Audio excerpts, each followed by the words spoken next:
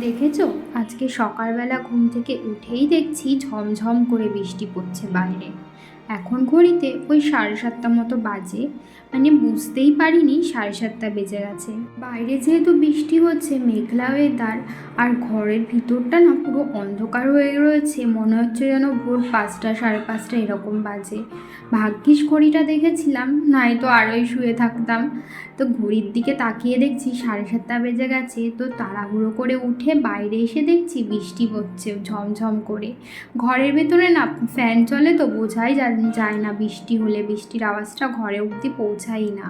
তো যাই হোক, দেখো সকালবেলা ঘুম থেকে উঠে লেগে পড়েছি কাজে। এরকম বৃষ্টি হলে না সকাল সকাল একদমই কাজবাজ করতে মন লাগে না, কিন্তু বসে থাকলে তো হবে না, বৃষ্টি হচ্ছে বলে কাজ তো করেই যেতে হবে। শুয়ে বসে থাকলে আমারই লস, কারণ কাজবাজের সমস্তটাই লেট হয়ে যাবে। তো এখন করি বা পরে করি, এই কাজগুলো তো আমাকেই করতে হবে।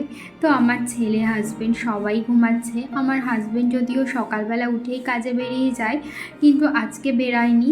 তার কারণ তোমরা তো জানোই, বাইরে যেহেতু এত বৃষ্টি হচ্ছে, বেরাবেই বা কী করে বৃষ্টি না থামলে। তো তারপরে এই যে দেখো, আমার ছেলে এদিকে ঘুম থেকে উঠে গেছে, আর আমার কিন্তু স্নান দান সমস্তটাই হয়ে গেছে। ওই যে দেখছিলে না, বাইরে আমি উঠানটা ঝাড় দিচ্ছিলাম, তারপরে ঘর মুছেছি, তারপরে কিছু জামা কাপড় ছিল ওগুলো কেচে দিয়েছি। কেচে স্নান করে বাইরে এসেছি, আর তখনই আমার ছেলে ঘুম থেকে উঠে গেছে। আর এখনও দেখতেই পাচ্ছ চুল টুল কিছুই আঁচড়ায়নি। ফার্স্টে ওকে ফ্রেশ করে ওর জামাটা পাল্টে অন্য জামা পরিয়ে দিয়ে তারপরে এখন আমি চুলটা একটু আঁচড়িয়ে সিঁদুরটা পরে নিলাম। তারপর এবার আস্তে আস্তে বাকি যে সমস্ত কাজবাজ আছে এগুলো সবটাই করবো এক এক করে। এই যে সবার প্রথমে বাসি বিছানাটা তুলে নিচ্ছি। আর বাইরের বৃষ্টিটা না একদমই কমেনি। এই 3-4 দিন ধরে মানে সমানে বৃষ্টি হয়েই যাচ্ছে সারাটা দিন, মানে কমার একদমই নাম নেই। সারাটা দিন ধরে বৃষ্টি হচ্ছে। এখন যেমন বৃষ্টি হচ্ছে না, মানে বর্ষাকালেও এরকম বৃষ্টি হয়নি, এত পরিমাণে বৃষ্টি হচ্ছে। বর্ষাকালে তো বৃষ্টি একটু হয়, একটু কমে, ওরকম হয়, কিন্তু এই যে এই 2-3 দিন ধরে যে বৃষ্টিটা হচ্ছে না, একদম সারা দিন ধরে বৃষ্টি হয়েছে।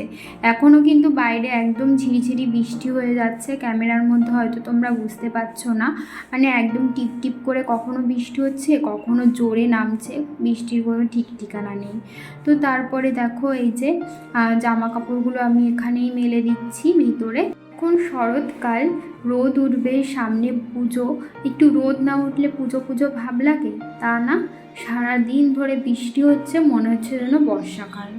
তো যাই হোক, নিচের কাজবাজ সমস্তটা সেরে রেখে চলে এসেছি ওপরে।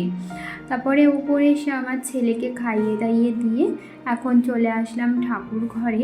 ঠাকুরের বাসনটা প্রথমে মেজে নিয়েছি, তারপর ঠাকুর ঘরটাও মুছে দেখো এখন কিন্তু আমি পুজোটাও দিয়ে নিচ্ছি।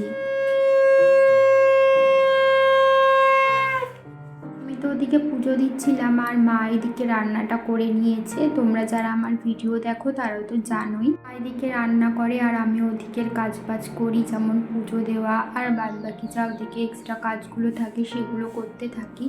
আর এদিকে দেখো আমার ছেলে দেখেছে ওর বোতলটা আমি এই ব্রাশটা দিয়ে পরিষ্কার করেছি, ও এখন ওই ব্রাশটা দিয়ে ওর গাড়ি পরিষ্কার করতে লেগেছে। তো যাই হোক, বোতলটা পরিষ্কার করে ওই যে দেখো একটা গামলার মধ্যে জল নিয়ে বোতলটা একটুখানি ফুটিয়ে নিলাম, আর একদিকেও আমার ছেলের খিচুড়িটাও কিন্তু বসিয়ে দিয়েছিলাম। এদিকে বোতলটা ফোটার পর বোতলটা একটু পরিষ্কার জলে ভালো করে ধুয়ে রেখে দিলাম, নয় না ওই সাদা সাদা ছাপ ছাপ হয়ে যায়। তো তারপরে দুধটা ছেঁকে দুধটা জাল বসিয়ে দিয়েছি।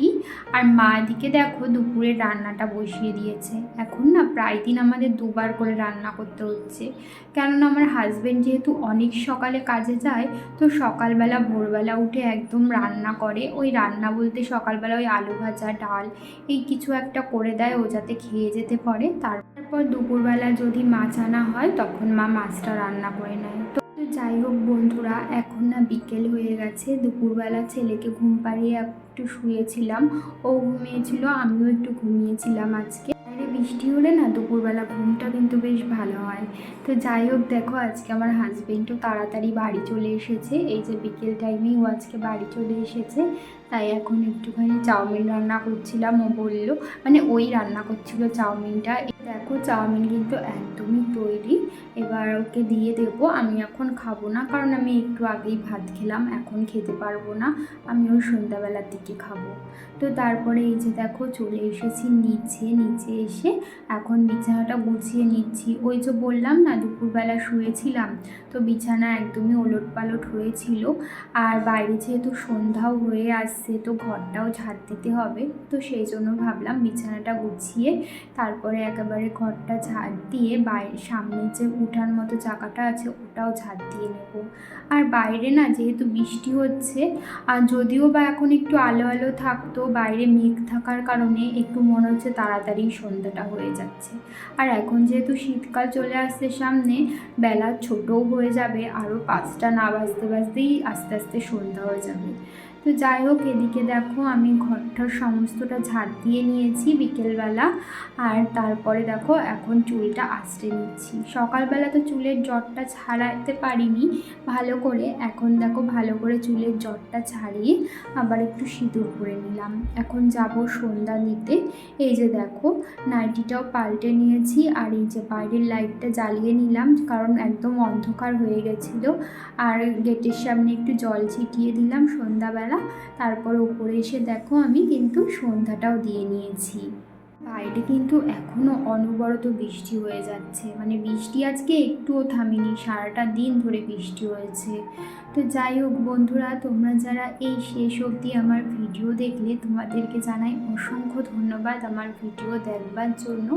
আর আমার ভিডিও যদি তোমাদের কোথাও ভালো লেগে থাকে, আমার ভিডিওটিতে একটি লাইক করতে পারো, আর কমেন্ট করে জানাতে পারো আমার ভিডিও তোমাদের কেমন লাগলো। আর যদি কোনো নতুন বন্ধু আজকে প্রথম আমার ভিডিও দেখে থাকো, তাহলে আমার চ্যানেলটিকে সাবস্ক্রাইব করে রাখতে পারো এরকম নতুন নতুন ডেলি ব্লগ দেখবার জন্য। ঘড়িতে এখন 7:30 মতো বেজে গেছে, আর এখন আমি চাউমিনটা নিয়ে বসে পড়েছি খাবার জন্য। আর আমার ছেলেও দেখো একটু একটু করে নিয়ে খাচ্ছিল। তাহলে বন্ধুরা আজকের ভিডিওটা এই পর্যন্তই। তোমাদের সাথে আবারও দেখা হবে নতুন কোনো ভিডিও নিয়ে। ততক্ষণের জন্য তোমরা ভালো থেকো, সুস্থ থেকো, সাবধানে থেকো। শুভরাত্রি।